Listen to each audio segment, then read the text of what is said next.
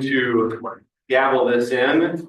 So this is our official call to order, and we'll do a quick introduction of the executive board. I'm Matt Duncan. My title is president or chair.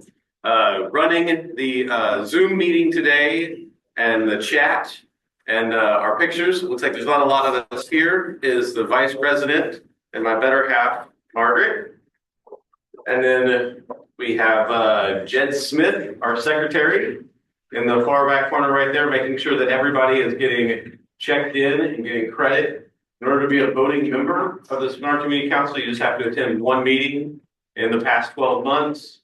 And so you can now vote for the rest of the year because you're here today, provided you checked in with Jed. He wrote your name down. We have your name for the Department of Justice. Is Shauna here? Hi. Hi, Shauna. Shauna, just walking in on time, is our treasurer.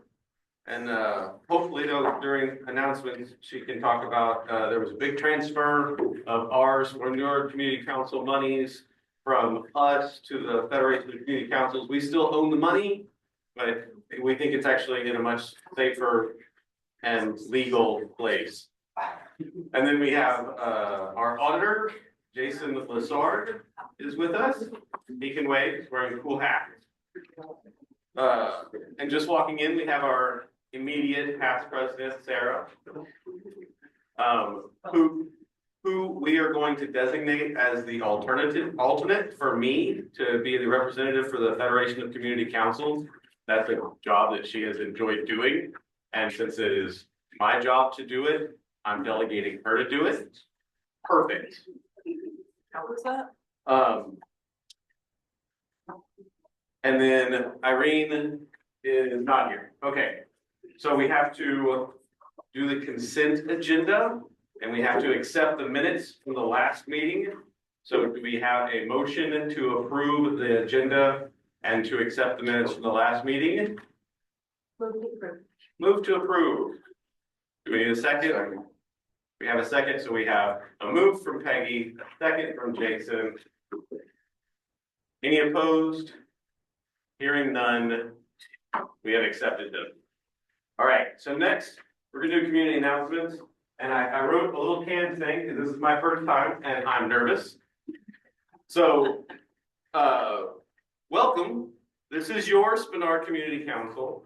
We are going to run this meeting as best as we can without a parliamentarian or Robert's Rules of Order expert here.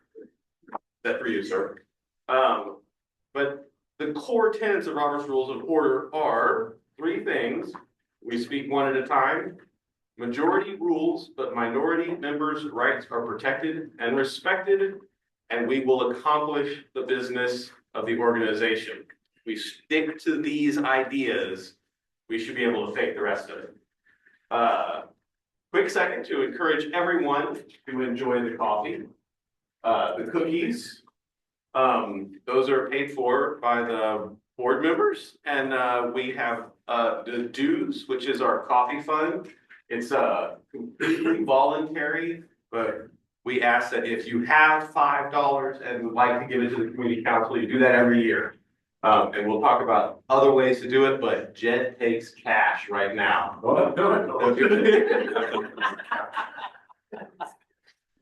And he gives it to Sean.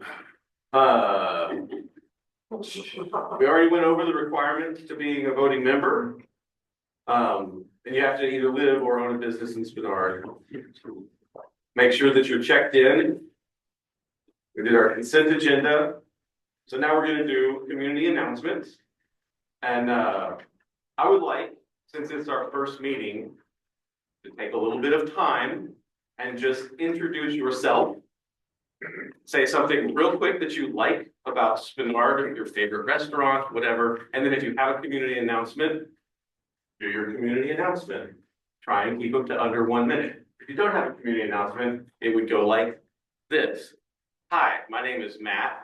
I'm the president of the Spenard Community Council. My favorite restaurant right now is Maya's Kitchen. I don't have an announcement. Can we just go around the room real quick and give everybody an opportunity to participate? Sound good? Would you like to go first? Well, Jeff or Ricky Lynn Jr. I just lived on the street at Alaska Landings condos. I was a music teacher for 16 years, but I'm one of the burnt out tier 3 retirement teachers that left 2 years ago. I now work for the SCF RAISE program, a South Central Foundation for Indigenous interns who are interested in health or admin careers at ANMC. And my favorite spot is Kami Ramen. No. Yeah. Hi, I'm Sarah Brescian. Until last month, I was the president of the organization for 2 years, and apparently now I'm the FCC alternate. That wasn't a surprise. My name is Emily Klopfer. I'm the owner of Betty's, which is the bookstore going up where the old writer's block was. Yeah. Congratulations. So I just went to a wood shop today to look at shelving woods, all sorts of stuff happening. Hoping end May for like a soft opening type thing. And what are you naming it? It's called Betty's. Betty's? Yeah. I love it. Thank you. Hi, my name is Karen Button and I'm a resident of Spenard. Hi, my name's Jen with the Anchorage Fire Department. I have to say, I love all the restaurants in Spenard, so my favorite part of Spenard is all the food that's around. I'm Sherry Douglas. This is the first time I've been to a meeting in my own community council. And yeah, I really like to go to Title. My name's Connie. I like a lot of the different things of Spenard. I like our community and that we care about making it a better place for the members who live here. My name is Julie. And ditto. And I also love the cookies at the community council. My name is Bob Oth, longtime Bernard resident, and I don't know about restaurants, but my favorite coffee shop is Two Guys Roasting. I'm Peggy Ott. He stole my idea for the best place to go, so and I like all the food here, you know. I'm Graham Downey. I work for the mayor. I live just north of you all in North Star, but often in Spenard. Last night I had yak and yeti, so that's my favorite. Yeah. I'm Daniel Boland, one of your 6 Anchorage Assembly members who represents Spenard. My favorite restaurants in Spenard, I have 2. I like Sotai and Harp. My name is Jed Smith. I'm the secretary here. I live in Spenard, and I have quesadilla tacos from Tacos El Primo on Tudor Road across from Willowcrest Elementary School. And also a brief community announcement. I am working with Irene Person Campbell, who isn't here this evening. But there's a Park Foundation Challenge Grant opportunity, and I think we're looking at a possible project in our park. So if you're interested or have ideas or want to collaborate with us, please come talk to me after the meeting. Where was that at? Pop Car Park, it's kind of just east of Willowcrest Elementary School. Tudor and Arctic, basically. Oh, yeah. Yes, I'm Shauna. I am the treasurer now of the community council. And I'm gonna shout out the Blue Market. I am Jason, favorite local restaurant. I'm really glad to live so close to the East of India. I do have community announcement. So in my day job, I work at the Alaska Mariculture Alliance, the organization trying to grow ocean farming in our state, kelp and shellfish primarily, looking to do apple and things like that in the future. Next week is a conference at the book, but because there's so many maricultures in town, we're hosting a third night at 49th State Brewing on the 12th. The brief 8-minute presentations from growers and scientists about the history of Western State, how kelp can be used in construction materials to sequester carbon and so on and so forth. So if you're interested, I'll give you more information afterwards, but it's at the cook on 12 to 6 days. Dan Crawl, in the Spenard area since the 70s. Jerry Crawl. Places right along the Minnesota Park. Lots of experience. Seen lots of things now. Places we like to eat, Sophie's and Calvin Chow. Oh, hey, my name's Kurt. You look awfully familiar over there. Did you happen to be a counselor at a high school or middle school? High school, yes. Yeah, East? Yes. Yeah, you probably remember me then. My name's Kurt. And I've been a lifetime Alaskan. I transitioned from education world after I figured out my path and I became a full-time cultivator. Got to tour the whole country. Once I felt like I had my professional expertise down and could market myself as a master grower, I started identifying places back at home because I knew this was going to be an interesting market to be back into. One thing down another, I'm more or less a consultant. I work with my own firm called District, but I also work half as a consultant, and I'm doing lots of transfers and just way more paperwork than I thought I was ever going to have to do, and I kind of miss working with plants. But you guys will probably get to know me. I'm going to be in and out of a lot of different community councils and working through transferring a lot of licenses between different buildings as this industry grows and kind of solidifies. So if you guys have any questions or want to talk about growing plants, I don't just grow one specific plant. I have a pretty wide breadth of knowledge in it, and we're really lucky and fortunate to have great people like Jeff Lowenfalls, who's an amazing organic gardener that I've been able to shape and model some of my direct experience as a gardener for. So if you guys have any questions, feel free to contact me, but I'm here on behalf of Dankridge as they're going into a transfer process into a new structure. So if you guys have any questions, please let me know. And I was gonna steal Graham's spotlight there, but I love yak and yeti. I've been eating yak and yeti since high school, almost, I would say I probably go there at least once a month. Hi, Bill Isley, old-time Spenard resident. For announcements, I think not this weekend, but next weekend, they're having the Whole Life Festival at the Coast Inn, which is kind of fun if you've never been there. Do it twice a year. That's all I got. Hi, my name is Mara Rosenthal. My favorite thing about Spenard, I was born and raised in Spenard and still live here. I'm the same pastor, I think, but I think it's a great place to grow up. And I love walking to what was the Writer's Block, now Betty's, so I'm excited for that. And Spenard News.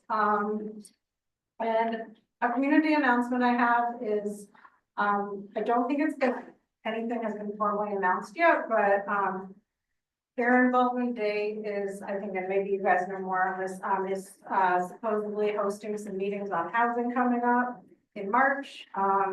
He's interested in upzoning basically a lot of the city.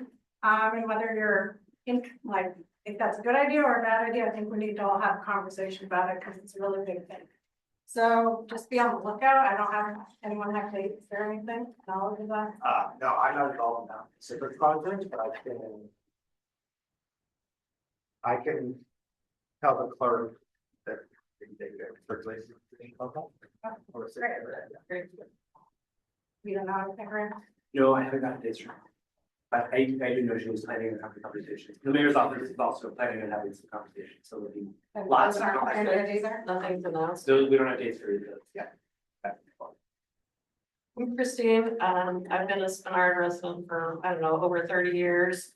When I lived on the other end of Spenard, my favorite restaurant was over at Beartooth because I could walk to it. Now I have to drive to it. But that's okay. I still love it.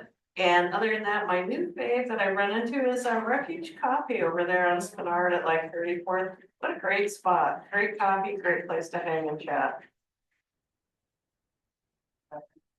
Hi, my name is Judy. I don't live in Spenard, but I'm over here visiting to see your council thing. Just here to see what you guys have to say. You dragged me here. Yeah, I'm a ride home now. Loretta, and I really started coming because I was fed up with the drug dealing. That seems to be nothing done about it. But I've got good news. Two of the properties that are close to me have been shut down. So, and I can notice the difference already. And it's like, that's good news. And one got shut down rather quickly because they were firing at police officers. They kind of cook their own foods. Really glad. And the place is boarded up, it's been boarded up by the city. Apparently condemned. And that happened rather quickly, because the other one I've been trying to get something done, it's been going on for 10 years. But yeah, that's all, and my beer is my favorite. Love beer too. I'm Michelle. I've lived in Spenard a little over 13 years, and there's a lot of good restaurants in Spenard. And this one is technically just outside of it, I believe, because it's on the other side of Arctic, but I'm quite fond of the takeout at Lucky Market. They have really good selection. I'm Celia. I've lived in Spenard about 5 years. And I was also gonna recommend Chugach Mountain Roasters. Not only are they generous about donating coffee to like events like Turmeric Day, but I share a backyard with them. They're really good neighbors. So much better than the rental car company that can be there. And I wanted to recommend Jimmy Korean restaurant, which is on the block from where I'm Bernice Davis. I lived in the same little tiny house since 1977, trying to fix it up and make it stand up. And so far it's standing. It's been heated so now it looks like a little Easter egg in the woods. It's kind of a purple color. And this cookie is absolutely delicious. Did you make? I did. Oh, I got it. Wonderful. It's just spectacular. There's more back here, guys. I want to take them all over. I'm so happy I was here with Beartooth. Because I like wonderful movies and pizza and wonderful neighbors. This is one of them. She drove me here tonight. So I've been there a long time. I guess I'm ensconced. I'm Kim Mix, and I've lived in Spenard for about 11 years, and I like the location of Spenard. It seems like everything is close, even anything in Anchorage. I like the central location, and I like the history of Spenard and the Spenard market in the summer. We skipped you. It's your name, what thing you love about Spenard, and whether or not you have a community announcement. Sure. My name is Charlie Kidd. I've lived in Spenard about 5 years. And keeping in the restaurant theme, I'm gonna also vote for Yak and Yeti, the best deal in town. It's a good deal. Lucky Market's a huge amount of food. Yeah, right. So now that everybody's had a chance to speak, hopefully it will help later in the agenda when we're doing our brainstorming for our. Did I say something about Spenard? Sure. Oh, sure. Hi, this is Dave Donnelly. I got to tell you, I really miss my friend Trina Johnson's La Mex restaurant a lot, but I got to go with my graduating buddy from Diamond High School, Ron Igley's Gwenny's restaurant on Spenard Road. Oh, some Gwenny's. Now you can get a Bloody Mary at 880. I know that house scared me. That's the first time I've gone there. All right, so the first thing on the agenda is Brian Fuchs, but I don't think he's here, so we can skip ahead to the Anchorage Assembly Report with our Daniel. Okay, that's me. So my first update is just a reminder that I did a run. This is kind of open. So want to come downtown and see some dogs and maybe some reindeer. Bundle up, it's gonna be cold, but there's no bad weather, it's just bad here. One thing I'm really excited to announce is that this Friday, March 6th, is going to be the first extra fare free day for seniors to ride the People Mover bus. So that was a budget appropriation and ordinance co-sponsored by myself, Aaron Baldwin Day, and George Martinez. Seniors already had Wednesdays free, but we had quite a group attend one of our transportation committee meetings to make that request. And in fact, they were wanting it to be, free all week for seniors in the same way that the assembly, we recently made it free for 18 others. But we do have budgetary limitations. So we could add a free day, and our public transit advisory board did a process, and they solicited from the community what they thought would be the best additional days. So it's gonna be Wednesdays and Fridays, free to ride the bus for seniors. That will start this Friday, March 6th. May I say something? I don't know if I raised my hand. I saw on one of the buses that if you have your Garani pin on, from the day it starts to the end, you can ride it free. That's correct. Yeah, they do that every year as long as they have to pay. Yeah. Until March 11th. My next update is Vice Chair Brawley, Ann Raleigh, who also represents Spenard. We have an ordinance that would put some regulation around data centers. Data centers are essentially they can be very large campuses that house servers. They tend not to be very many people. They just have computers and servers sort of warehoused. So our ordinance creates a definition for data centers, which doesn't yet exist in code. We're looking at communities in the lower 48 that have data centers and some of those economic trade-offs that have happened in those communities. So some pros would be potential for increased tax revenue in terms of property tax and business tax. The cons, though, I think are significant and worth considering. One is just that they eat up a lot of land. I was just talking with Peggy about B3 zoning, for instance.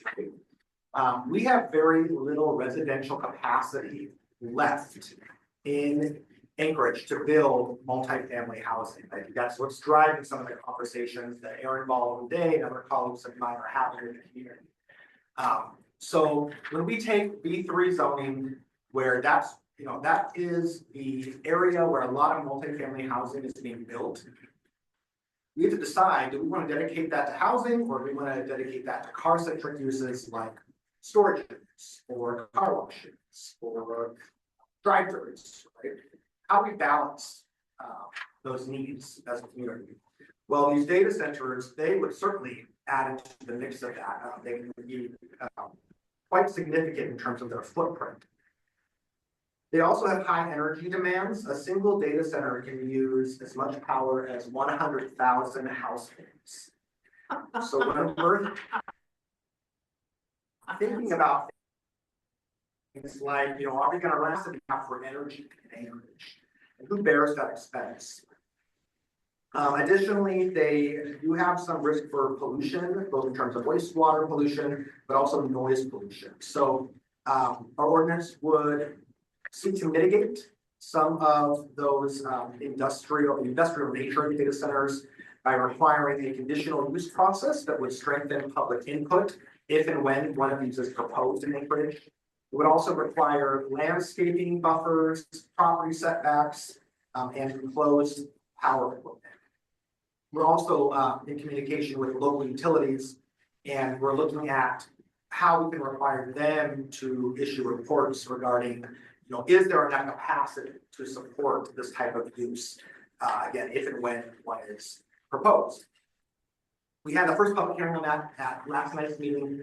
However, it was continued to our next meeting on March 24th. So if you'd like to testify in person at that assembly meeting, certainly do so. You can also, of course, email us as always.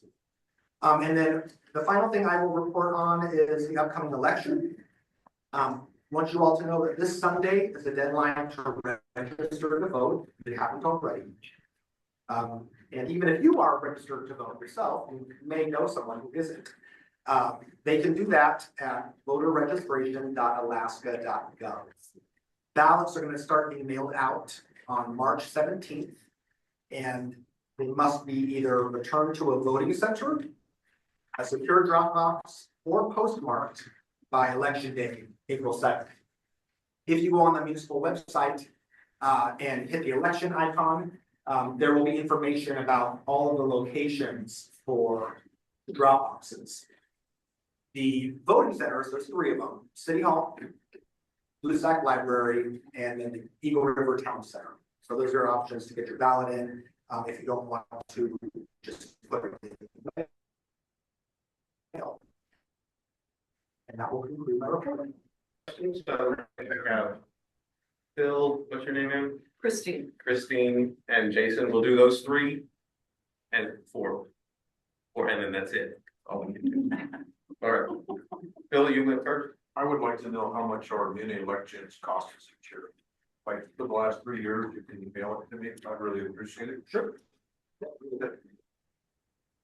And Christine. I'd like to know regarding the data center, is there proposed data center, is there anywhere to access what you guys have come up with so far in terms of conditional, what you're gonna require, conditional use permitting, all of that? How would I access that information? The easiest way to find that, so we are likely, because we've been talking to some of our community partners and utilities, we will likely be coming up with another substitute version. But the one that has already been introduced and had its first hearing. If you go to meeting.org, hit the assembly icon. And then there's gonna be a tab near the top of the page that says watch meetings.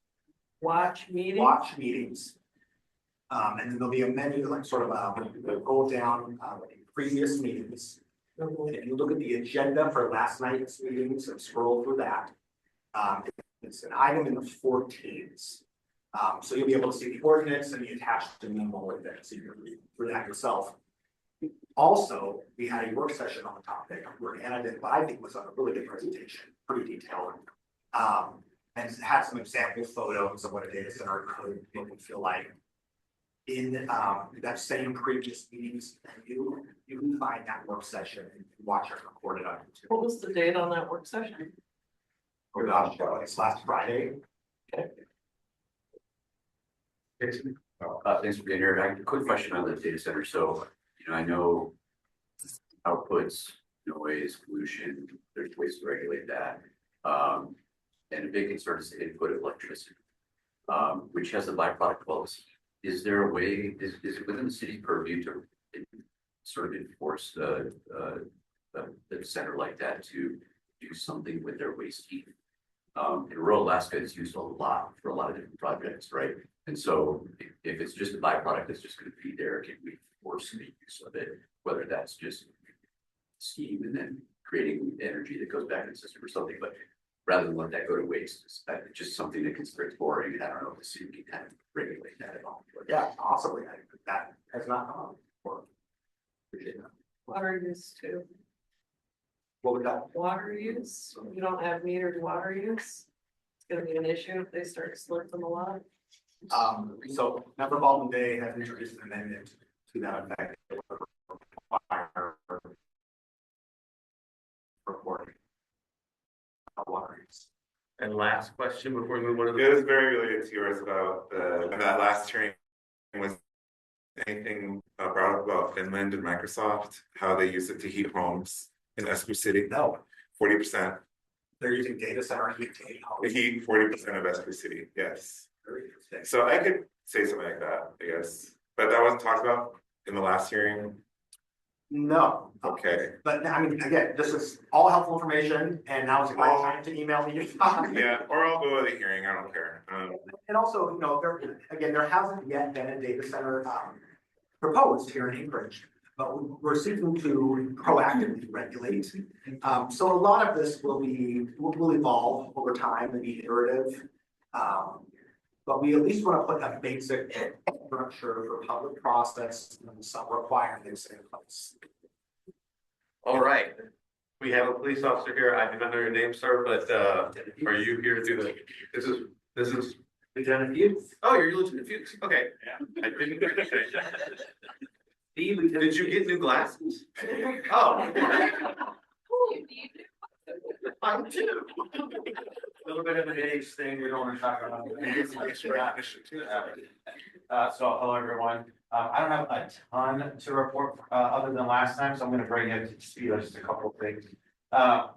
So we're continuing to do some of the things that I think are impactful to the community as far as ensuring that our public spaces are clear, illegal camps and trash so on and so forth. And just for example, we're out to 2 teams. So the Anchorage Police Department team, the impact team, that's my team. That stands for Improvised Methods of Policing and Community Togetherness. That's a team of about 6 officers, along with our Healthy Spaces team. Healthy Spaces is a Parks and Recreation team that is dedicated to do cleanup around the city. Mayor recently just had an initiative and she doubled the size of that team. We really thank her for that because it helps us move quicker to clean up, to identify problems and do that work. Today, we probably did, between Healthy Spaces and the impact team, we probably covered maybe 15 to 20 square miles of parkland, just looking through, making sure that there was no illegal camping or any criminal activity going on, and then they Healthy Spaces were able to come in behind them, clean up some camps, there's trash and things of that nature. You can report it online and in the camp app or a camp on ArcGIS on the media website. It's a little bit more challenging to clean in the wintertime. There's stuff that's a little bit buried, but we're going out there and actively we're doing that work even today when it's cold and so buried. We're trying to get out there and we're trying to identify any new camps that pop up to ensure that we are able to interject ourselves into that process, make sure they have resources and they can get the help they need or leave the area if they choose not to get that help if they're illegally camping. The police department is continually growing, which is a great thing for the community. We have a full class in FTO right now that's field training. We have a full academy going on, and we have the highest application rate that we've seen in about 7 years. Coming into this June academy, which is all positive for us to get our staffing back up where we want. There's a lot of things that allows us to go out and support the patrol aspect, which is those are the officers that when you call 911 or you call 311, they're coming to respond to a call for service, taking your report, taking police action if necessary. That also gives us the ability to kind of fuel some of the teams that you don't get to see as much of, like my teams. So I have an MIT team, which is a mobile intervention team. I also have the impact team, and then I have the HOPE team, which is a homeless outreach prevention and engagement team, but also like detectives and ISU, which is a support unit. Well, as we build our numbers up on the patrol side and get that established, because that's the most important function of the police department is to be there to answer when you call us, we're there to answer that call. But then these other specialties are super important and impactful to ensure that when cases get developed, whether it's a felony investigation, it needs to go to detectives, and we have officers that are able to staff that appropriately and get that work done. So that's going on. I think there were some questions about some properties here locally in the Spenard area that you wanted me to talk about. So 1,300 should get ways for the concept that's on that. We did go enforcement. The police department, my team, were able to contact the owner or locate the owner's attorney. I'm sorry, we located the owner in Afghanistan, and then we talked to his daughter that lives in California. We're able to get to his attorney, who then actually was able to get us a power of attorney to his daughter to do some work in that area. We were able to coordinate that. We're working with him now to clear that property out. We're gonna get all those cars out of there, potentially those Quanzaplex and those buildings that are bringing some traffic into the neighborhood are probably gonna be demolished here, hopefully. We're working with the owner to do that, and then hopefully he could do something with that land that will bring energize the space appropriately. 1403 East 34th, typically the other one that you talked about, is the one we recently boarded up. That house has been boarded up. It will be boarded up. It's not going to be boarded. It's not going to be taken down. That house is owned, and we talked to the ownership of that house. Mr. Brown passed away and his wife passed away. We were able to talk to his son, who we located in Chicago. He did not want to be part of the actual transaction of the house. It was a lot of a problem for him. It went into a trust. We talked to the trust. Trust is now taking action after we told them that we are going to take additional enforcement measures on it. If they don't do something with the property, we will continue to take that work. I do this work with code enforcement, with land use. We work seamlessly together to ensure that these properties that are becoming nuisance around the town are being squatted upon. Going and squatting properties don't become ours. We're really finding it, we're identifying a problem, we're going in, we're doing the assessment, we're boarding the place up if that's appropriate. then we're taking any kind of enforcement action that's needed.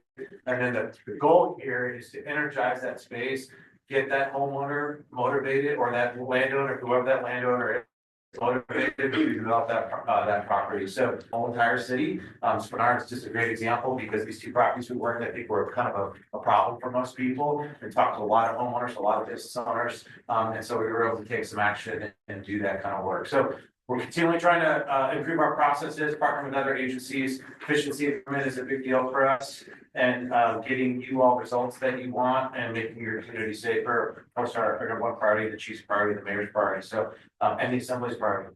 Thank you for your support, sir. So any questions for me? Yes, ma'am.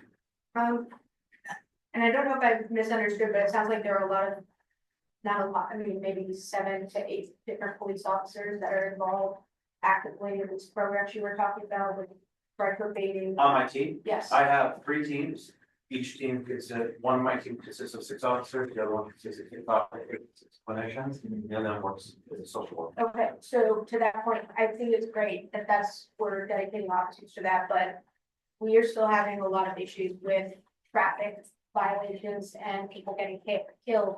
I mean, I got into a car accident, the person exited a parking lot of cars and went across 4 lanes and hit me twice.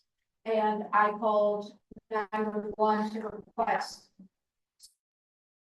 someone to the scene, and dispatch said, well, are there any major injuries? No.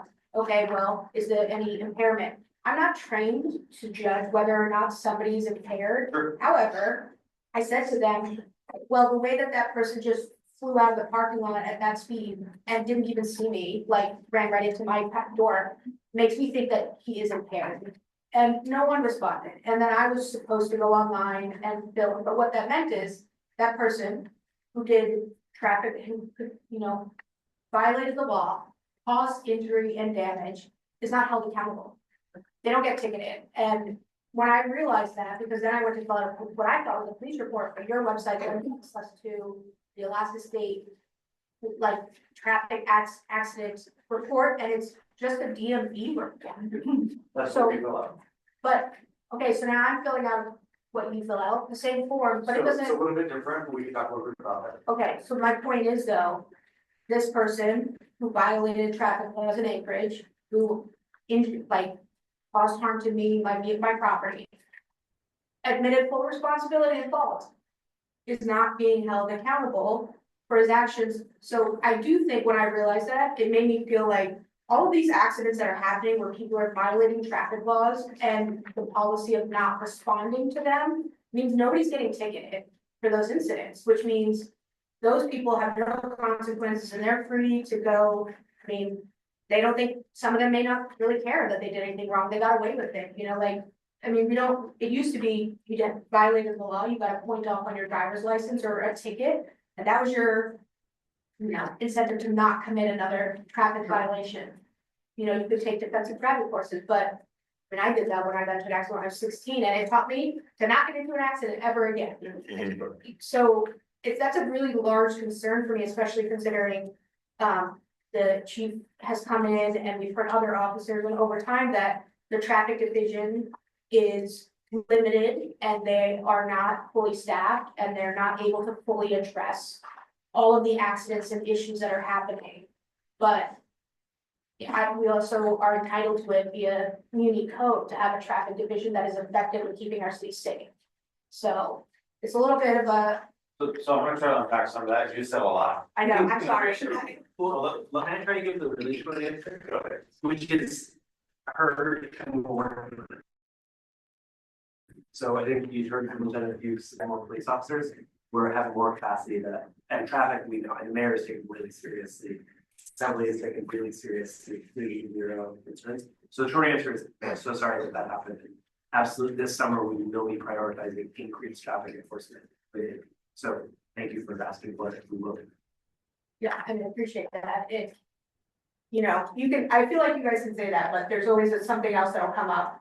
Some other priorities, some other problem properties that needs to be abated. So, but the ticket thing is an issue, and I assume that report that I sent through the DMV does not actually go to me. So So we do respond to collisions, so it's not that we don't respond to collisions, we especially respond to collisions where there's an injury involved. So I'm not sure what happened in your particular case or how it was transferred. So you have to understand is that we don't know if a violation has occurred unless we do an investigation. A lot of times what we'll ask folks is that if there's minimal damage to the vehicles can drive, right, both vehicles are functional. And I don't know your case, I'm just saying generally, this is how we handle it. And that individual there's no crime, right? There's no impairment. Like you said, I don't know if there's impairment. If you talk to somebody, then what we do is each individual then exchanges information and goes about their way. That's how we handle those calls. If the vehicle is not operational, like one of the vehicles can't be moved or it's broke or something like that, or somebody's injured, we'll respond. Now, we respond in a manner that if it's an injury collision, we're going to be there almost immediately because we have to make sure that everybody's okay. If it's not an injury collision and the vehicle's not mobile, it could take us a little bit longer to get there. So the officers are going to come out and do an investigation, and if we find that a violation occurred, then we'll issue a violation to whoever it is that is it, whether it's like, and everybody wants to say, is it my fault, it's their fault. We don't determine fault, it's not our job, that's an insurance company's job. Yeah. We just basically do an investigation, if a violation occurs, we set a report on it. So I'm not sure what exactly happened in your particular case, it sounds a little odd to me, but we do respond for traffic collisions, we respond to traffic collisions when people are injured. Sometimes we don't come to traffic collisions, and we call them being victored, if the vehicle, if it meets the criteria that I didn't explain. But we can definitely talk more about it, and we can see what happened to your case, and I can kind of give you some better.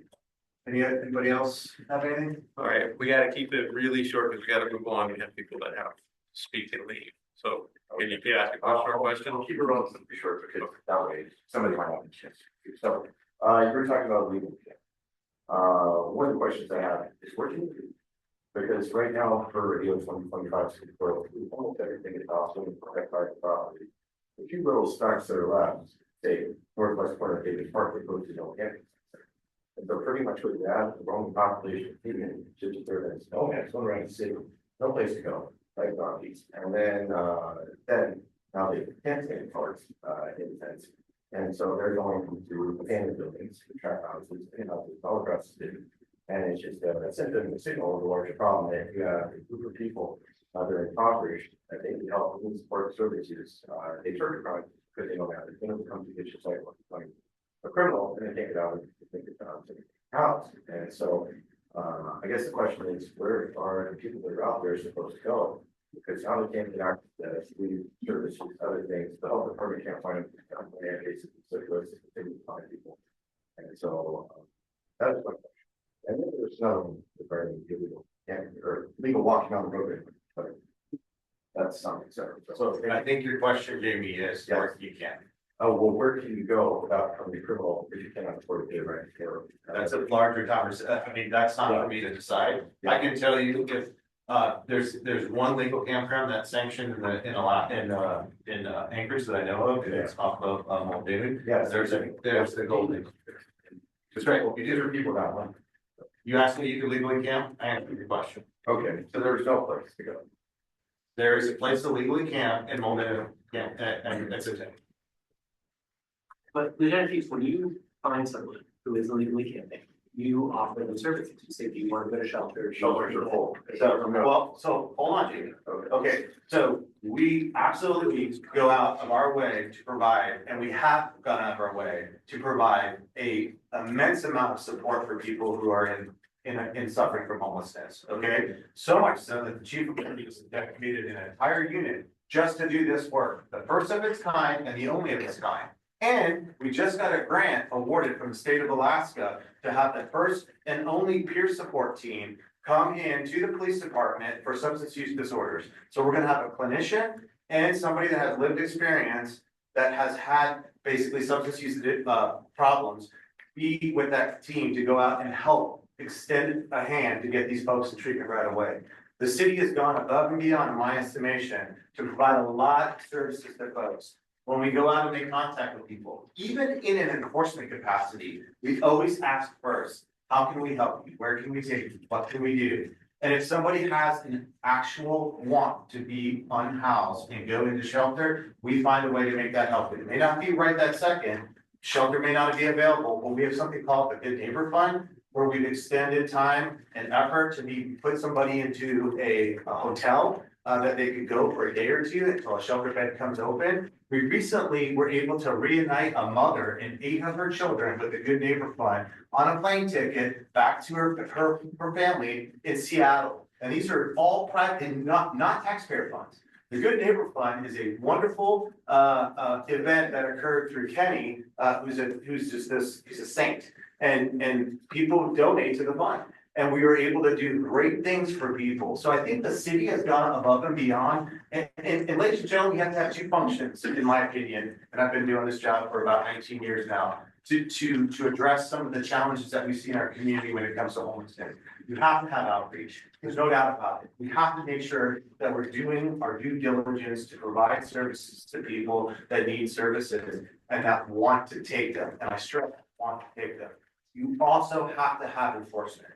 If you have one without the other, you will fail. It's been done across the country. I can rattle off cities across the country that have done one without the other, and they failed miserably. There has to be an equal distribution of both of those functions in the community, and it takes a little bit of time. We are doing much better than we've ever done. We have no established large camps across this process.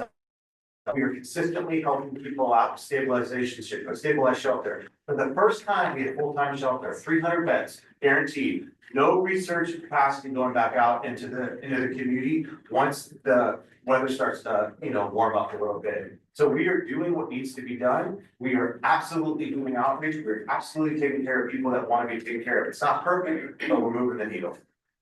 All right, well, we have to continue to move on. So thank you very much for coming. Thank you very much. Can I ask for a speaking. question quickly? Next. We've got to move on. We are 15 minutes behind schedule, and he is asked and no, it's okay. Done very well. Graham Downey is here from the mayor's office, and he's going to give the mayor the report now. Yeah. Thanks, Matt. So I put on the little table over here 2 little 1-pagers about the bonds that you're going to be voting on in the next month or so. So that you might have questions that I can answer, and maybe I give you a little bit of outline.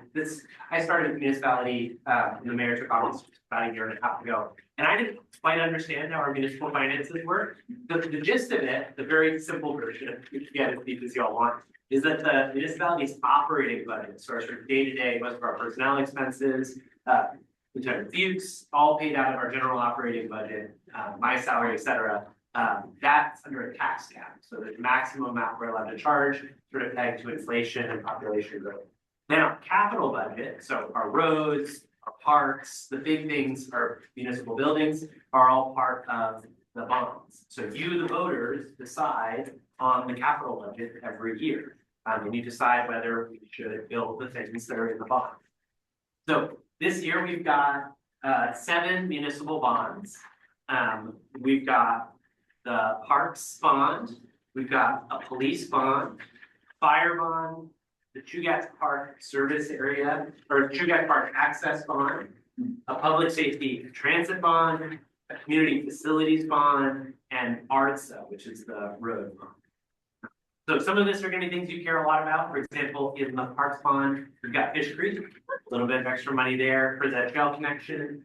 Fish Creek's also we're talking about because it's a federally funded project. So for every dollar that we bond for, we get 9 federal dollars. So a lot of bang for the buck there. That's also true of all of the transit money. That's all federal match. So we get 9 federal dollars for every 1 bond dollar. And a bunch of the road bond money is also federal match, so lots of nice stuff there. I think other things worth highlighting is, maybe Lieutenant Fuchs can tell us more about this, but the police bond, pretty small amount here. This is to fix their parking lot. Right now, they're walking on floors to get into the building. Pallets, yeah. So we'd like to fix that. It's a pretty small bond there. The fire bond is paying for a new engine. I think it's something generally most folks support. Chugach State Park access is paying for Stewart Trail improvements and new parking lot at Basher. If you park there, it's almost always full. You see folks parked on the street. It's not particularly safe. So community's been asking for an improved parking lot there for a long time. So help people get into the Chugach a little easier. The safety and transit bond, we talk about those transit money get the federal match. So that's that $9 for every one we bond on. That's also an ambulance. That's also a bunch of public safety and traffic calming improvements.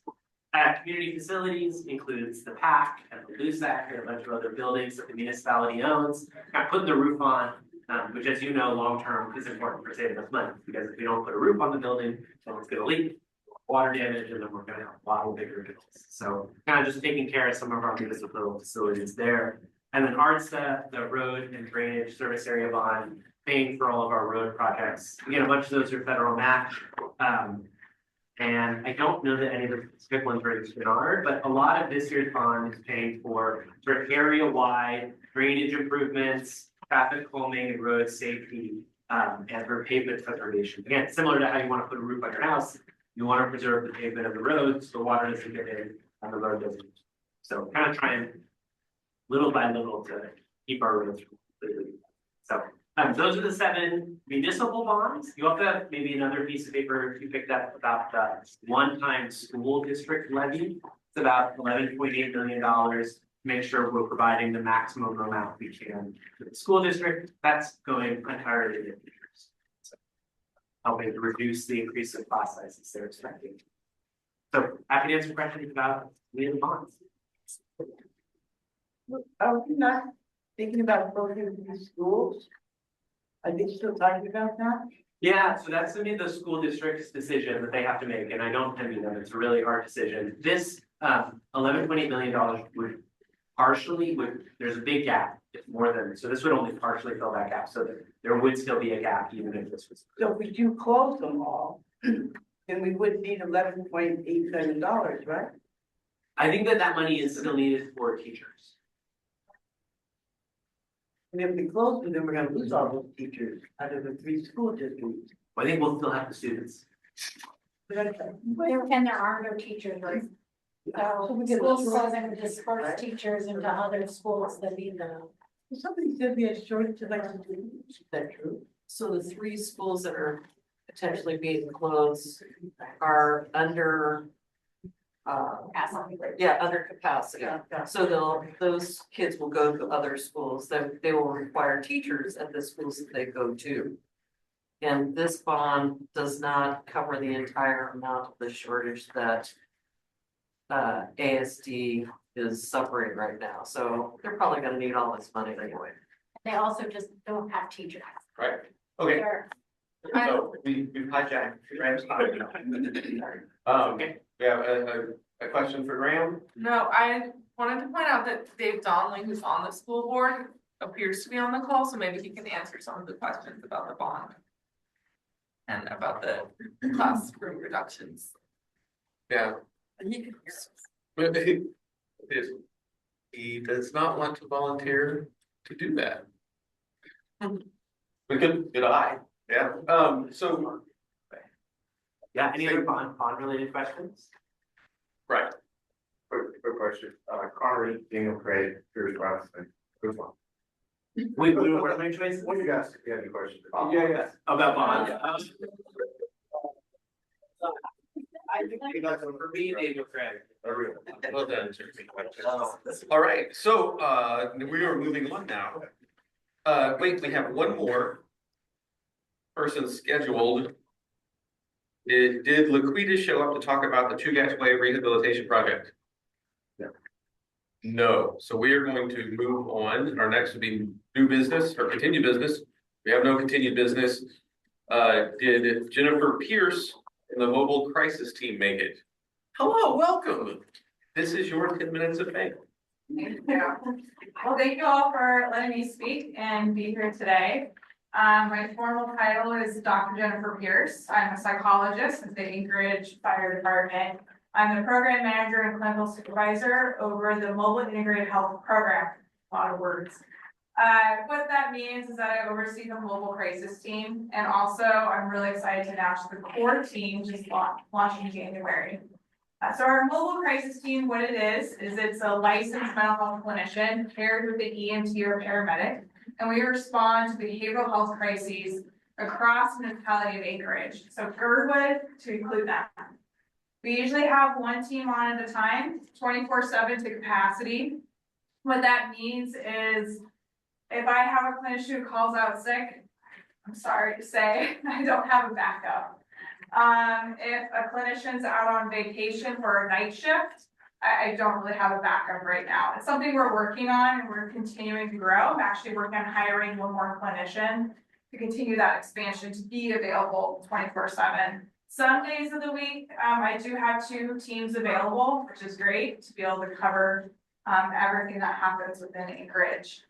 We work through the 911 response system. So if you call 311 option 1, ask for the mobile crisis team, that's when our fire department will get the call and they'll work on dispatching us. Usually we call first to see like how we can help, what's going on, and then we respond in person as well.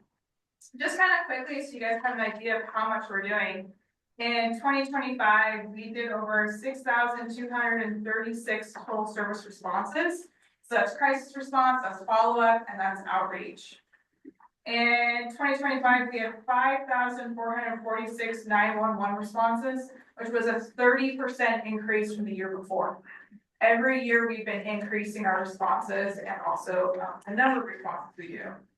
We had over 2,600 unique individuals that we saw. So as you can tell, there are some people who we see a couple of times to help them stabilize over time. 87.5% of our contacts resolved within the community, so they did not need to be transported to a higher level of care. Our goal is to help stabilize individuals within the community where they can do their best and get it connected to resources. If they need a higher level of care, we do provide that warm handoff, right? So we'll help them get to the hospital and make sure that that communication is at the hospital of what that person may need or what that help may look like for them. We usually only have had AP transport about 1.5% of our calls last year. And we've had 0 incidents of harm to any of our clinicians so far. So that's huge. We're really a safe team. We're out there. We're really trying to help with behavioral health crises, help people get connected to resources, trying to do outreach as well. The other thing that's really exciting about CORE, which we just launched, CORE is a referral program only, like referral and follow-up. And it's from looking at how do we help people that are calling 911 several times and going to the hospital, but they're having to call again because their needs aren't being met in the emergency room. There's something that's missing right there. We also will follow up with vulnerable individuals, people who are struggling in the moment, and our line sees that because this person needs a little bit more help. For example, we had someone who called because she's young, she's got a 6-month-old child, her mom is disabled, she's a young mom, she had food insecurity, she hadn't eaten in a couple of days because she ran out of her SNAP funds and she was feeding 2 days. Her client was like, something's wrong here, Jen, can you come help? So we got her connected for food, got her reconnected with her primary care provider, got her kiddo in to see the doctor as well. We helped with that transportation. And I also got her on the diaper cash. I don't know if you guys have heard of that, but people can get free diapers every month. And so we got her connected with resources that she didn't know existed. So that's one thing that the CORE does, right? It's really helping connect those individuals. We also started a sublingual program. So when someone overdoses on an opioid, a lot of times you see the Narcan kids, right, where they're given Narcan. What that does is it throws someone into withdrawals and they feel miserable and they feel really sick. And so we're going to start to respond to those calls when we're available and try to see if they're interested in Suboxone. Follow up and try to get them connected to long-term treatment. We've made connections with different treatment centers around Anchorage that will take them same day or next day that are outpatient so we can get them on the road to recovery. So I'm really excited about that program. I got to travel on a grant to San Antonio and the Seattle Fire Departments to see how they use it down there. How they are using the sublingual buprenorphine to really help people in the moment when they're ready for change or ready for help to then get that help when they need it. I will say, I think we just started in January. We've already had over 70 referrals from our line for the CORE team. And right now, it's just myself and a community paramedic And we're 4 days a week, Tuesday through Friday for the core team. So we're helping supplement the MCT team that works. There's a lot of work out there. I'm really worried about, I don't know if you saw, but like between, was it 16,000, 9,000 people are gonna be losing Medicaid here shortly. I'm really worried about that, what it's gonna look like. And I'm hoping the core team can keep building and growing so we can help support those individuals to navigate that health system and bring different ways of efficiency to the community for not only mental health, but now looking at that physical health as well, the mobility health program. I have cards I'm gonna leave here for mobile crisis team that has a list of 10 pages of resources for Anchorage. Mental health, substance treatment, food, shelter, legal resources, victim resources, it's all here.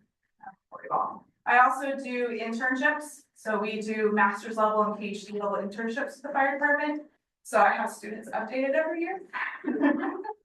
One of their jobs. So it has been updated, just so you know, because things change, right? Any questions? Yeah. I'd be confused about the difference between the mobile crisis team and mobile intervention. Yeah. What is the difference besides obvious departments? Yeah, happy to answer that. I like to think of it as a continuum of care. So the mobile intervention team are going to those calls where there's violence, there's a weapon on scene, someone's actively attempting suicide. There's a crime being reported and there's a mental health concern at the same time. So that would be the mobile intervention team. Okay. I think that's higher risk calls. You kind of do all those lower risk calls. A lot of time when I talk to people, I tell them to call us early. Like call us when you maybe feel suicidal or you're having some concerns, not when you have the plan of taking action, right? So you can call us early in that intervention so we can be there to prevent it from escalating. Yeah. You know, this sounds really good, the program and everything. You know, we hear about it all the time and we hear about it here in our little group. Yeah. Why don't we publicize it? Why don't we put it on TV where others can hear it, or the radio, or anything, internet, anything? Yeah. Because we hear it right here. This is it. Yeah. I mean, there's so many people that don't hear the message. You're right. Yeah, that is something that is, you know, it's a really hard struggle is trying to get that message out there, but also respecting the confidentiality of other people. Like trying to do ride-alongs or trying to do those things. And so when we do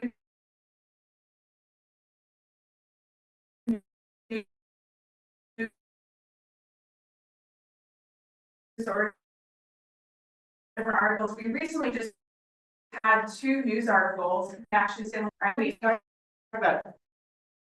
I'm just saying, if the resources are out there, we're not saying her, we're just saying, come to you, now they can pick up, go to the health department, pick up the word out there, because it's just gonna stay right here. You're right, we're working on it. And it's something I'm always working on. That's why I'm so grateful to be here to talk with you all. I do also, something that I do that's really important to me is what the values of the fire department, the mission, before, during, and after a crisis. And so one thing that I do before is I really try to get out there and do verbal de-escalation classes for free. So I do 2-hour verbal de-escalation classes and talk about trauma-informed care and what MCT does whenever I can. And it's something that I think we're always working on exploring. How do we get our name out there a little more? How do we do that? And you're right, it's something we're constantly working on. I know sometimes when you go down to the health clinics, stuff like that, they have little brochures, stuff like that. Yeah.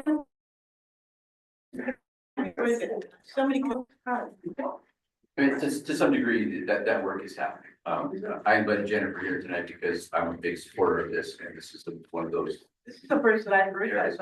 Right, and this is what, you know, the mental health trust is put ads on television and everything, but really this is we are very fortunate as a community to have this Yeah, resource. yeah. And that it makes the difference between someone going to jail or to API, where you can have somebody there that de-escalates the situation. That's why I think that it's so important that we need to get the message out there. Yeah. So it looks like we have time for 2 more questions.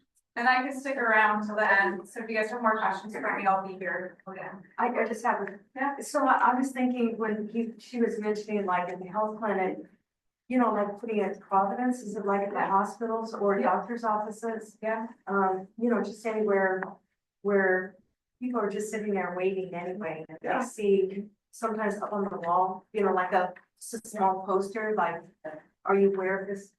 It's not small posters, but I'm actually going around meeting all of the last behavioral health again. And it's so interesting because when I meet with stakeholders and then Jason knows this, like they turn over within a year and I'm meeting with all the stakeholders again. But one thing that's really great is we actually meet with Providence and with their behavioral health team once a month, and also with ANC and regional. They actually put us on their safety plans now. So whenever you go through the emergency or suicidal ideations, you'll see mobile crisis team on the safety plans now, for everything, so. Okay, so do we have a question from Karen? I just wanted to say thank you for taking time out of your very busy schedule to come and educate us all. It's really great to hear that there's so much positivity.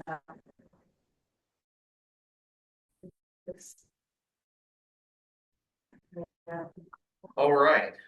Next on our docket, we have a decision to be presented by Becky and Bob that we're going to introduce. Then we will have very brief discussion, and then we will hopefully vote to pass this resolution.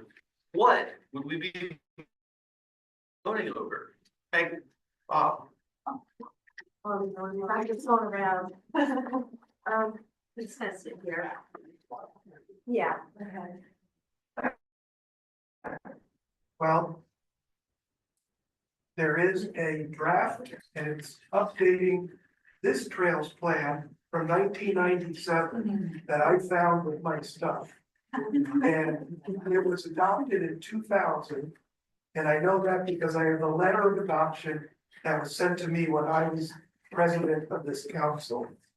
So 26 years later, there is a draft update of the plan, and it's got a lot of good stuff in it, but a lot of it's general and aspirational. But it has a few things that relate to Spenard, especially Fish Creek. And a lot of these projects we're already in support of, like Fish Creek, extension of the Fish Creek Trail north to the Coastal Trail and beyond. There's also one extension of the Fish Creek Trail south to Camel Creek, which is kind of new and kind of a new concept, but what's not to like. And then there's the trail along the railroad right of way between Beaver Road and the Northern Lights, which is in the Spenard corridor plan. So I think we've already been in support of that. And then there's 2 more. Yeah, but so there was a couple of things that were overlooked in the plan, even though they stated that it was in the plan, but for those who don't know, for many years, the Spenard Community Council worked to move the trucking operations to Taft. So they only come on that side of this building. There's a road there. Because the trucking used to go past the school and the playground or the ball fields in here. And it was really dangerous. So we got them to put that curve in the road behind SBS, where it goes over the railroad tracks, it curves and out goes down Taft. The problem is that they did not make any accommodations for pedestrian access. And it's really dangerous because it's got a very sharp curve that kind of forces you onto Taft. And so there's been a makeshift trail that people just walk there. So it states in the plan that it exists, it really doesn't. So we're asking for that to be concrete. It will then lead right into the trail that then goes down to Red Ridge Park and then continues on the Fish Creek Trail. So this is just a little, for some odd reason was not noticed that it didn't exist. So we're adding that on to this resolution. And the other is that there is a trail that goes the access to International Road from Minnesota that goes, there's a trail that goes along there and it stops at Northwood and then picks up at Spenard Road. So there's like a quarter mile there, a half mile, no, it's 3/4 of a mile, that there's literally no place for people to walk. It's got about that much side on each side. There's a problem in that the railroad spur is there. But it's very dangerous because for some odd reason, it's not even on maps, the international, this frontage road. If you look at it, they don't have a name for it. So there's nothing right now that posts the speed limit. So it's really dangerous because you're on a bike trail. Suddenly you're going 3/4 of a mile where people can go 50 miles an hour until they get to Spenard Road. So it's quite remarkable. Nobody's been killed there, but because it's in our council area, we really think that trail should continue and be a part of this plan. Right now, it's not on the plan, but it should be a part of the plan. So we are highlighting that the resolution that Bob was talking about are all things that we've already voted in the past in that we want to see happen. And these two things we're asking the council to approve so that it can be included in the plan. Any questions? All right. Has everybody read it? Ready to vote? There's a question. Oh, well, I love Fish Creek. I'm not trying to like, put a kink in this or anything. I just have two other places that I think could use some improvements, and I don't know if it fits on this or future one. But, so you're talking about Red Ridge Park is upside on the 45th, right? Yes. And then you pick up across Northwood Trail again. So that link on 45th to Fish Creek is crazy dangerous. We've talked about this before, but traffic's coming into the hill. I know it'll be a really hard fix. No, it's actually moving forward. Oh, there's nothing there. Separate from this plan. Oh, okay, well then I'll drop that, and then, from Fish Creek from Northwood to Spenard, was put in, which was fantastic, a while ago, but there was no lighting put in, which at the time concerned me, and now concerns me even more, and I don't know what to do, because the trail's already there, but it's not lit, and it's become not a very pleasant place to walk alone, at least. So I don't know, I don't need it to be in this necessarily, I just need to put it out there. Is that not already part of the plan? The illumination of that, I don't think so. Oh. Yeah, I just need to say that. Sometimes, I know that in Northwood Park, which is right down here, they didn't illuminate that trail because the idea was it was a nature trail, you know, and I don't know why they made the decision to not illuminate. I was told it was funding when it was happening, but anyways, it's kind of a mess. Yeah, you're talking about the Northwood section behind Waves or behind Napa? Yep. Yeah, yeah, that needs to be lit. Yeah. Anyway, neither here nor there. Sorry. But we have a resolution to fix 3 problems. Yeah, that's great. So, does anybody have any questions about the actual resolutions that we're going to vote on? Anybody have any problems with the language in it or anything that we're gonna fix? Because if not, then we could just vote on it. Yeah, I guess it's a process question to just like copy edit things in here. Typically, I guess I'm used to when you're voting to agree something, you're approving that language specifically. And so I would offer a couple of friendly amendments, or if we're okay with the intent of it, I can discuss that later. But just an extra have and a have and it has to be consistent with the other sentences, but Okay.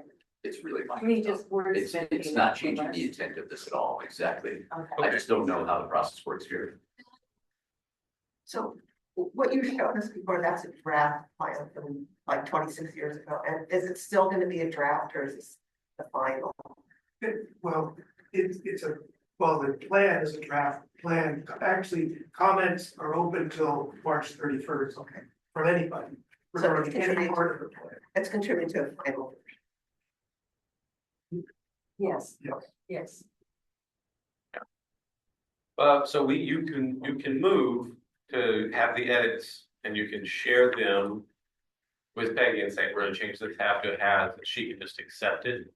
Yeah, And then we can do that. Not to be nitpicky, yet, just usually when I'm usually the vote, I think now's the appropriate time. It would be third paragraph, there's two halves, and then on the fourth paragraph, it should be has endorsed multiple plans and has advocated for. Well, I did ask other people put this. So I'm sorry, I'm not trying to be nitpicky. And I did try to use bad I'm sure that.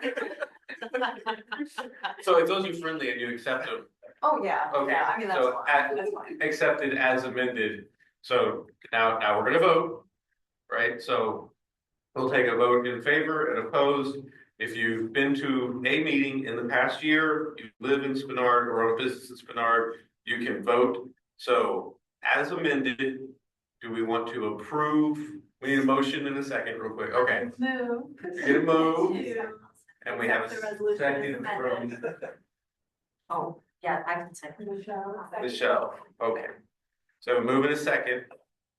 All those in favor of supporting this resolution, raise your hand and we'll get a count of the people on the line that are raising their hand as well. Anybody see any hands online? Oh, I see one. All right.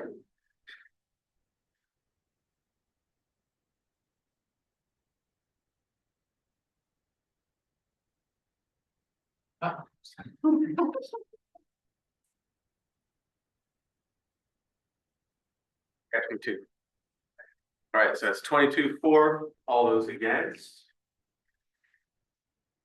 1. So the motion passes 22-1. And we will sign that and send it to all the appropriate people. You can sign it. I will sign it. There's also one from you that I need signed from last year. That's an aside, not an official record. So yay us, that went really well. So now with another, as our city topic, we have another information project. We had 3 people volunteer to go to the Anchorage Metropolitan Area Transportation Solutions Fish Creek Trail Connection Project Invited Participants Working Group. We had Karen and Jed went to that. Did you go to? Had a board meeting. She had a board meeting, so if she's volunteered to be our 3rd person. But in that meeting, would you like to give us a quick report on how it went, what you learned? It was not a boring meeting. It was a good meeting. Basically, yeah, Karen Button was there and can add to anything that I have to say, but the landscape architects for the Fish Creek Trail for the Ocean Project, which would connect the northern end of the Fish Creek Trail, basically, which ends at the bridge that crosses over Northern Lights, and would further connect it along the railroad track, more or less, to the coastal trail. This is that segment of the project, which has been on multiple municipal bonds, and has been approved. Right now, they're in the process of designing some of the artwork for the project. The trail itself is like almost done in its design. So we're not debating, should it go closer to the railroad track or should it stay out of this person's backyard? They already know where the trail is going to go. This is basically, we spent a lot of our time yesterday. We had an Athabascan artist and designer who was present, who's going to be working on this project, talking about there's going to be about a 300-foot retaining wall along a portion of this trail project. And so we were yesterday kicking around some ideas for what does this wall look like? Anything from the sort of materials that are going to be used to, you know, what kind of design might the wall be involved? It's going to be approximately 10 feet high, 8 to 10 feet high in various places. Like I said, it's 300 feet long. The concepts range from, you know, do we want this to be something that you notice if you're just standing in front of it, or is it something that you notice as you're riding or walking along in motion? The other sort of interesting point is that the railroad goes along there, and so railroad passengers are going to see this, and so can we design something that is, you know, visually aesthetic to all of these different users? So we really like, there's going to be, I can't believe there's going to be like 3 more meetings on this. There were some really great ideas that were kicked around, you know, from sort of showcasing and highlighting the wildlife to anything to just like, let's keep this subtle and really try to preserve the space, which really, you know, the wildlife and the estuary are the feature of that trail. We don't want anything to sort of detract from that. So it'll be really interesting to see the initial concepts that come back from this artist and designer. And yeah, if anyone else wants to come to this meeting, the next meeting is going to be on March 17th. We're meeting over at CRW on Arctic. Karen, what did I miss? I think you got it. Okay, yeah, it's like, yeah, it's pretty straightforward meeting, and like, you know, I just really kind of went to listen. What time does the meeting happen, do you know? What time are we there? 6:30. Oh. It's kind of an invite only too, so if you want to go, it's not like just show up, like come talk to us and we'll see if we can get you on the list. So, Can I suggest a beluga whale for your wall? I'm sorry? Can I suggest you put a beluga whale on your wall? Yeah, you know, I mean, I like that idea. I mean, all kinds of ideas came about. We sort of thought about, you know, what are you gonna actually be seeing when you're on that section of the trail? A lot of the coastal trail talks about, you know, it gets used by tourists as well as local residents. I kind of think that this section of the trail is going to be used by more sort of local residents because it connects there. It's not like tourists are going to be like, oh, let's wander through Turnagain along the railroad track and see what's going, you know, maybe some, but it's really always been kind of this social trail and sort of subtle, you know, neighborhood shortcut basically that residents use. It doesn't really have this section doesn't really have like views of cooking of the inlet necessarily. We talked about, you know, this designer talked about like, oh yeah, I mean, I could put fish on there, but something that's going to be timeless, like fish go in the creek, not on the wall.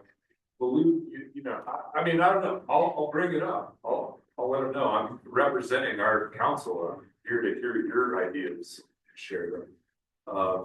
But yeah, it was kind of a fascinating conversation to just like think about, put yourself like in that spot along the railroad track. How many of you have used that section before it was fenced off by AWW and the railroad? Yeah, lots of us. You said sure. Sarah. 2 questions. All the meetings are about the ball. Okay, check. It sounds really, really exciting, someone. Really? Well, wait, there is more. Okay. So there's a pullout, right? There's like a little pullout with a bench that's gonna have interpretive signs. Okay. So people can look out into the estuary. Walls and signs. And kind of just chill out. This is literally just a wall. And then there's gonna be another section of wall that's gonna be down like where the trail connects to the coastal trail. There'll be another retaining wall, so there'll be a second. Oh, wow. So there's like, it's 2 walls and a seating area, not just one wall. So, and I think I missed what the wall is doing. It's a retaining wall, so it's not blocking views, it's pulling her. Yeah. Back. Okay. That's Do you feel like ramping it up, you could get a hold of Kathy Gleason and ask what type of trees you want in there. That's another 16 hours. Easy. I will see that. I will ask. Yeah, I hope that everything is just really bold and colorful, just having been in the train, going past some of these different types of, I mean, graffiti art is the best thing I can say that I call it, but, it's so fascinating, and it's a shame that it's only that's like short, because there was recently, I was in a, I can't remember wearing it, but, and it was just, it went on for like 4 to 6 minutes of just all beautiful artwork and murals and stuff, so. But yeah, I wish I could have slowed the train down. I guess the good thing is the last railroad is slower than. Tanya, I will relay your comments. I sort of kept my mouth shut for a lot of the meeting because there were Audubon folks there. And really everyone was like talking about the wildlife. I was like, you know, this is kind of a neighborhood shortcut though. I think like, yeah, like maybe someone should talk about like, yeah, let's put graffiti on that wall. Yeah. Spenard. Well, it's art, but yeah. Well, bright colors, they resistant to fading too, so long there's a. Graffiti and art. It's both. It could be. Yeah, make it look like. Anyway, Spenard. come talk to me if you want to actually participate. We can look at getting you on the list, but if you just have ideas, come talk to me and I'd be happy to share them with you on the 17th. All right, so I'll stand up for this. This is the last thing that we have, and we've just got 20 minutes, and then we're gonna get out of here. Is Sarah did a great job as president for 2 years, and she put down on paper 6 guiding concepts that we were going to use to plan our 2 years where she was a president. They were address homelessness as effects in our community, advocate for safe transportation infrastructure, address abandoned properties in our neighborhoods, facilitate community news access, advocate for arts in our community, and increase membership and meeting attendance. So she did that, and I think it's wonderful. And we were able to look back on it. We're now going to give you a grade. Kidding. And it helped us when we were having our executive board meetings to talk about hey, we want to do this. Well, is it fitting into the 6 things that we said we wanted to do? So as a executive board, we put together a list of about 35 or 40 things that we wanted to do. And then we had our executive board meeting and we threw spears at each other and got it down to 12. We should probably get feedback of you and ask you, like, of these 12, is there anything that you like? Is there anything that you hate? And then some of this stuff is just real easy and it's going to happen. But I thought, I mean, this is your community council. We run it by you before we do it. So I'm just going to run through them. We have like kind of goals, kind of ideas, and they're all kind of loose. But there's members of the executive board who want to be a part of different event things. First one I want to do is I want to bring back the Doodah days. So let's explain what that is. So back in the day, before my time, there was a parade from West High to Chilkoot Charlie's. There was then a concert in the parking lot at Chilkoot Charlie's, and they gave a portion of the tickets to the Spenard Community Council.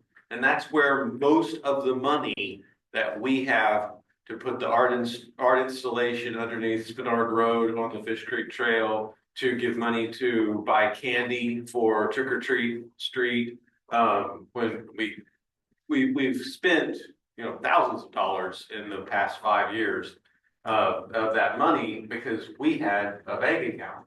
Well, we haven't been putting any money back in the bank account. So I think it's a great idea to bring that back. Also would like to encourage each of you to give $5. Voluntarily, that's in our bylaws. You should not be asked to pay dues, but you can voluntarily give us $5.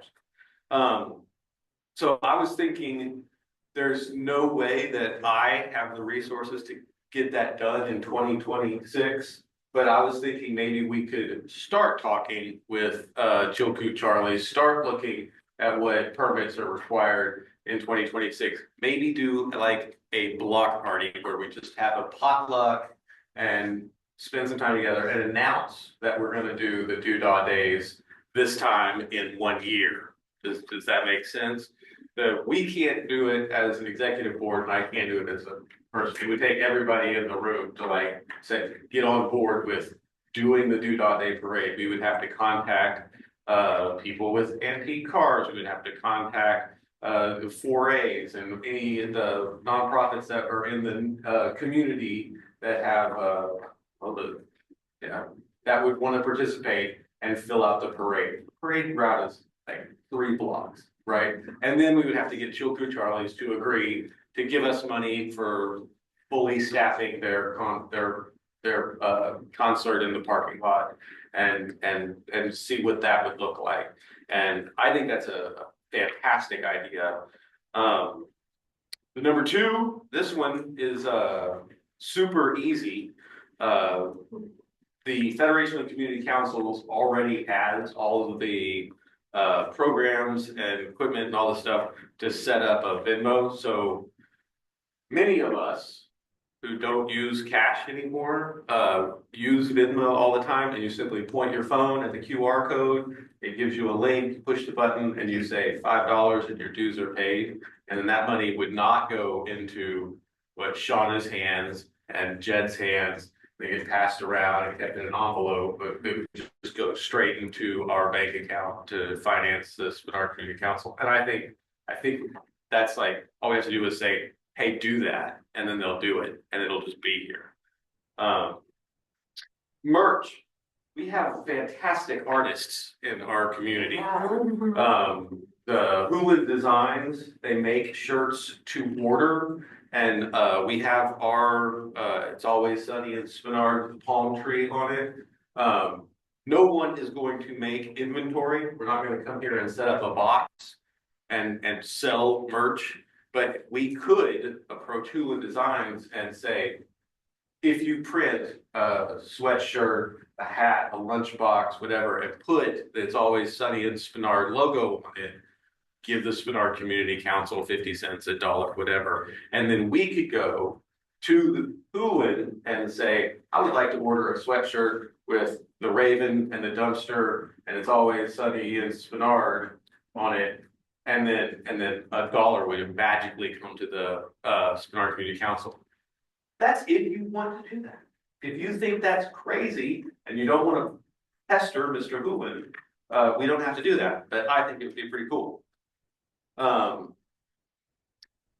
not going to make a decision today, but we have in the past used the Spenard Community Council money to purchase gift cards from businesses in the community.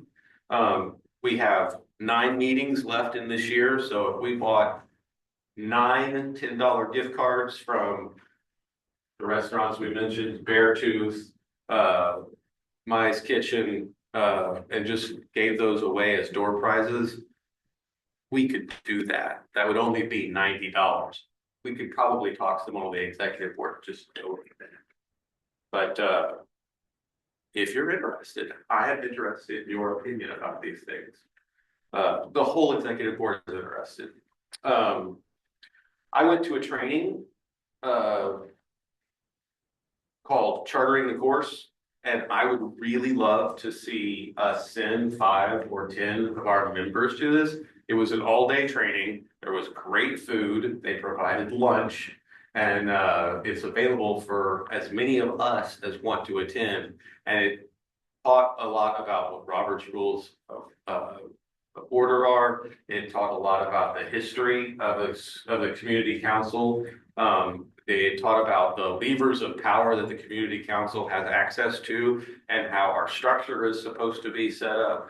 And then it talked about just general leadership and about presenting your ideas to the community council or the community council presenting its ideas to the assembly and how we can move our agenda as Spenardians forward into the city.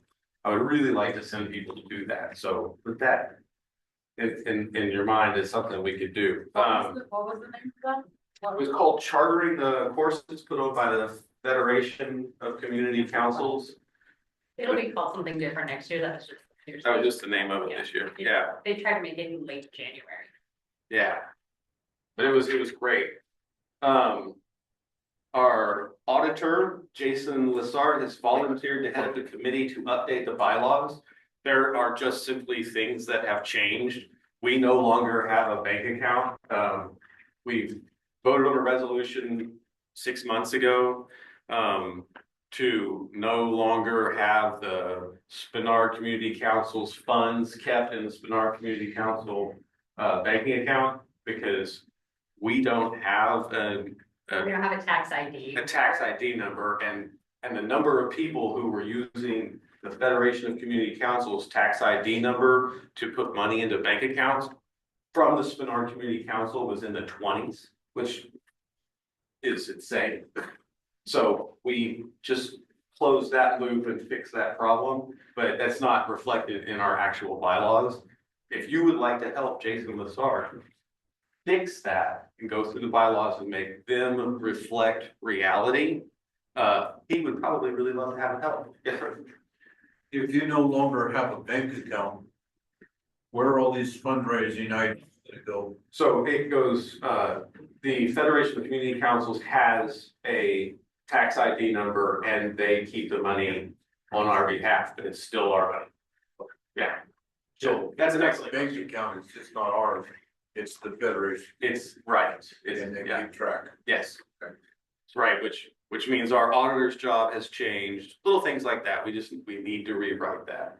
And then there will not be a CIB survey in 2026, but maybe there will be. But it would be really great if we put together a committee to stay on top of that. That would be 1 or 2 people in this room could fully head that up. It's on the website. We have 6 assembly members who are dedicated to the Spenard Community Council. They all know when it's going to happen. So it is a list that's been circulated around for 20 years, and items on the list get bumped up or bumped down depending on community council's recommendation. And as the items move higher and higher, more likely they are to get funding from the capital improvement budget and be on the capital improvement plan. So last year we did this, we put paper on all the walls and we ranked everything, and then we put it in, and then Sarah went into the database and entered in all of the data, and it's a challenging task, but it's very important that we did that. And it would be really nice, because they're going to do it around the same time that we will have our elections and get a new board, most likely. So it would be nice to have a continuity person helping us handle that. Trick or Treat Fish Creek, I think we've got Shauna on board for that again. She did a fantastic job. I don't know if you said that yet, but. What? But. It's called Ball and Cold. But You just delegate. Margaret did a great job. Shauna did a great job. It was bigger and better this year than ever before. Well, and sorry, shout out to you guys too, because I did send you a lot of text messages, so I really appreciate it. You helped. Continuity and good quality hands-off. Yeah. But she's probably ready to be training her replacement, which could be anybody.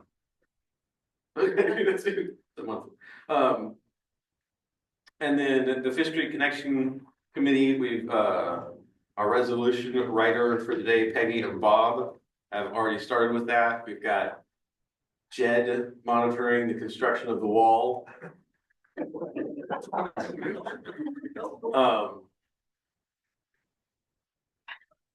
We didn't bring out the guidon today, but does everybody know that there's a guidon that we have? I will grab it. It's talking about our banner. It's our banner. Oh, okay. This is a guy. Yes.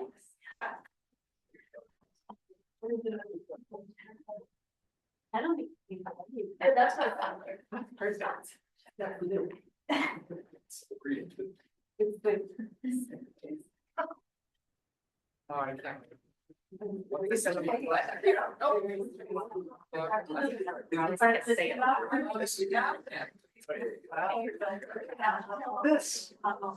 This is ancient and beautiful, and we love it, and I almost always make a point of bringing it out and setting it over there behind where Jed is sitting. But if we want to keep this one and continue using it forever, we can. If we want to update it and make it prettier, or go with something completely different, or get a big silk flag that just has the palm tree on it, whatever, we can. This is available to us, and I would be interested in the brilliant minds and the artists in this room weighing in their 2 cents about whether or not we want to keep this or if we want to update it. Got the palm tree on it. It needs the palm tree in my opinion, but Yeah, look at it. yeah. Sorry for not having that out earlier. I was running late. Who made it? You made it? No, no. I think it may be, I'm trying to think back 25 years ago or so. Oh, well, like an Eagles card. Last trail update. We just put it on the back. That is Yeah. like The original. Oh, there's a class. Sure. Yeah. At this point, I think there's no bad ideas. We have, Irene lives over near Windermere. And at one point in history, the Windermere, houses, homes, families decided that they wanted an HOA. So they created HOA, bylaws. They created dues, they started charging themselves money, and they have a bank account with money in it, and most of them moved away. They thought having an HOA was a dumb idea, so it's just done. There's no more Windermere Homeowners Association, but that money is still there. So that money has been gifted to the Spenard Community Council, and Jed has volunteered to come up with a project, and it's a project that we can leverage that money to be more than it is. So the Parks Foundation, and there's several other opportunities out there. The FCC had a bunch of good ideas when I was there this afternoon. But if we give that, I think it's $2,000-ish. If we put that towards something, we can then get a Park Foundation matching grant, which would make our $2,000 $4,000. And then if 10 of us put in 2 hours of volunteer time on the project, that adds up to like, another $2,000, which we could then, because they pay volunteers with matching grants. So we would then be able to turn that into $4,000 or $6,000, which would make for a really nice bench somewhere. Or some lights. Wow, that part. Yeah. Or some lights, or, right. Yeah. The caveat was that Windermere is that subdivision that is, south of Tudor, north of International, Arctic is on the east, Minnesota's on the west. And the agreement was with the community council that it would be something for that area, since it was their money.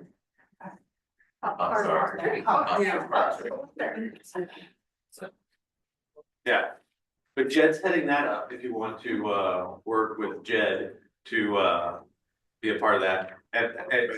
And he's gonna put together the volunteer thing. And it'll be something for us to go and put in some sweat equity so that we could increase the value of the generosity of the homeowners. And whatever, yes, this is a discussion. When does the Park Foundation need to know what our proposal is? Jed? Like April 10th. April 10th is, I'm hoping to bring some kind of a resolution just to start moving forward up for next month. I'm waiting for Irene to get back from wherever you're walking out. Sweden, whatever her walkabout is. And then Jason has volunteered to head up a food security committee, and there's tons of fascinating ideas about how we could help with the food security situation just by our community council shining a light on it. Jason's ideas include trying to be a helper for programs such as Anchor Gardens, Food Bank, Lutheran Social Services, and Duke Russell's outreach. And one idea was to facilitate a volunteer pipeline or recipes for ingredients provided by the food bank. So those are the 12 ideas. Does anybody like any of them? Does anyone? I'd say I volunteered a bunch of pantries. But in general, Lutheran Social Services, they mostly go under TCAP. You can only get food once a month there. But Duke Russell's crew has been more or less showing up every Wednesday, pretty much around 3:50 to 4 o'clock start time. Duke was also considering setting up sort of like a pantry of sorts where people can go and they can get items, whether it's fresh vegetables, whatever, and then people supply it. We sort of working towards that. So I'd say talk to them about it. Food bank, the thing about food bank is it's a large warehouse, it's down shelving, and more or less things get donated there. But in general, in order to access that warehouse, you have to have 501(c)(3), some sort of a refrigeration requirement and other things as well. And sometimes you can get around it, but in general, they're mobile food pantry sites. That's the other side of this thing, is they are located around town. But you have to have transportation to get there. You never know what you're getting. And it's whatever gets donated, finding it at the grocers, it shows up. So if you donate something there, it's not just really comes back to you. And so if you want to support the area, it's better maybe to work towards the Duke Russell thing, where you decide on the site, you sort of donate to it and you support it and then you grow it. And, that's just a suggestion. Yeah. Wonderful suggestion. Yes. I don't belong to Spenard, to my area. But, I'm looking at this 12. And with all these people here and the whole thing is Spenard, what about coming up with the Spenard people? A cookbook, make it different from the ones that we see here. Recipes that low income people could make, because some of them don't know how to really, we got a lot of people here. Some are from depression, some are families, so they could come up with recipes that would be helpful for low income people to be able to put together. Yeah. This is a good community to do that. Everyone here eats food. Yeah. The food bank does do that. They'll offer, if they they get a bunch of vegetables, people don't know how to use it, still offer some, But you guys could step out of the realm, do your own little book. Step outside the box and say, we're gonna come up with a pamphlet or something that we can hand out when they're doing this. If we have a place up here where you give food away, give them some recipes, then hand them out. Church or something like that. Recipes of the homeless, they'll buy it out of guilt. I have a question. Actually, I have a question. So the 2 days, Charlie fundraiser type thing. Did they cheat the other guy and pass the city? To the community council, and we're living in the largesse of it right now, baby. Yeah, so the joke would be all this stuff. Yeah. So the question that so I support reference, and so in general, the telephone response line, then we sort of got into this one. If you have someone, you get service, but if you don't get service. So the way that this thing is sort of operating right now, So you know what? We have reached the end of our agenda. Okay. We can clean up these chairs in the next 10 minutes and you can have that conversation. I have one other question. After we adjourn. Will you help me? Okay, so we have reached the end of our agenda. My contact information is on the FTC website. I'm easy to get in contact with. I would love to hear anybody's ideas, call me anytime. But see, yes, ma'am. I wasn't sure if you needed us to do something about this document and have another thing after that. No, this is purely discussion. Great, okay. Sorry, I can't. My other thing was, thank you to Matt for running this meeting. This is the first meeting that I got to just sit at in 4 years. It's pretty great. Yes, and we don't have to have a motion to adjourn the meeting. We've reached the end of our agenda. We're adjourned. Thank you all very much for coming.